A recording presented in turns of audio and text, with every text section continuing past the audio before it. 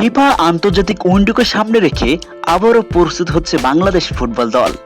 তবে এবার লড়াইটা নিজেদের চেনা মাঠে নয়, বরং সুদূর মধ্য এশিয়ায় 106 র্যাঙ্কিংয়ে শক্তিশালী কিরগিজস্তান ফুটবল ফেডারেশন আমন্ত্রণ জানিয়েছে লাল সবুজের প্রতিনিধিদের।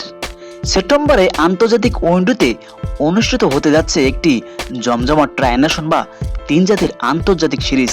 স্বাগতিক কিরগিজস্তান এবং বাংলাদেশ ইতিমধ্যে চূড়ান্ত, যেখানে এশিয়ান ফুটবল পরাশক্তিদের হারিয়ে নিজেদের র্যাঙ্কিং উন্নত করার সুবর্ণ সুযোগ পাবে জামাল ভুঁইয়ারা। এশিয়ার আরেকটি শক্তিশালী দলকে যুক্ত করে টুর্নামেন্টকে আরো আকর্ষণীয় করার কাজ চালাচ্ছে আয়োজকরা। কিরগিজস্তানের বিপক্ষে বাংলাদেশের ফুটবল ইতিহাস বেশ রোমাঞ্চকর। 2021 সালের নেপালের ট্রাইনেশন কাপে এই কিরগিজস্তানকে 1-0 গোলে হারিয়েছিল বাংলাদেশ। তবে তাদের নিজেদের মাটিতে শক্তিশালী দলটির বিপক্ষে ম্যাচটি সবসময় কঠিন পরীক্ষা। তাই এই আমন্ত্রণ কেবল একটি ম্যাচ নয়, বরং অতীতের হিসাব নিকাশ চোকানোর এক বড় মঞ্চ। এই সিরিজকে সামনে রেখে বাফুফে চালাচ্ছে কঠোর প্রস্তুতি। শুধু কিরগিজস্তান নয়, এই উইন্ডোতেই ফিলিপাইনের বিপক্ষে আরেকটি প্রীতি ম্যাচ খেলার জোর আলোচনা চলছে। লক্ষ্য একটাই, দলকে চাঙ্গা করা এবং আন্তর্জাতিক অঙ্গনে বাংলাদেশের জয় জয়কার নিশ্চিত করা।